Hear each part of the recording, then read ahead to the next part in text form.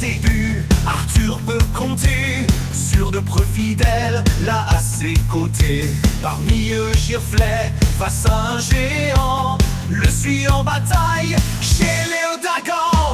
Fils de Gaule très hardi, Giroflée est un chevalier des plus discrets, pourtant si souvent présent auprès d'Arthur le puissant. Un jour de départ sur sentier périlleux, Giroflée s'élance pour le château orgueilleux. Il y est emprisonné, c'est la grand chagrin, mais sera plus tard délivré par Gauvin.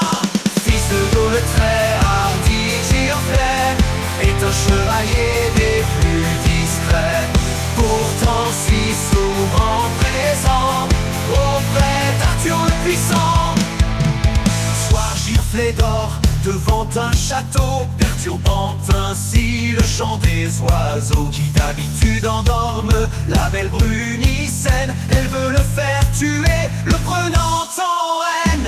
Fils de Gaule très hardi, Giroflée est un chevalier des plus discrets, pourtant si souvent présent auprès d'Arthur le puissant.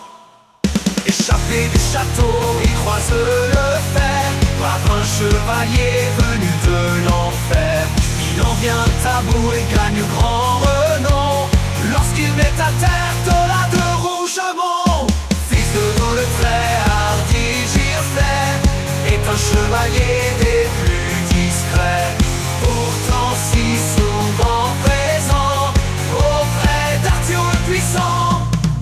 C'est une drôle de route que le destin prit, car Giroflée revint au château qui fuit. En fait, amoureux de Brunicène la belle, ils partirent ensemble se marier à Cardwell. Fils de Gaule très hardi, Giroflée est un chevalier des plus discrets, pourtant si souvent présent auprès d'Arthur le puissant. Il fut aussi là près du roi Arthur quand le roi blessé prit Excalibur, le fit la rendre en son lieu originel.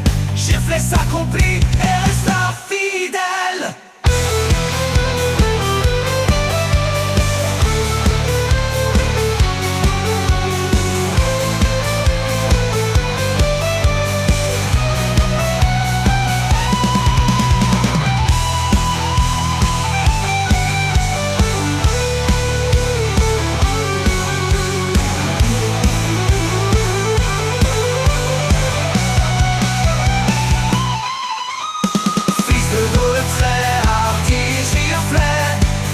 Chevalier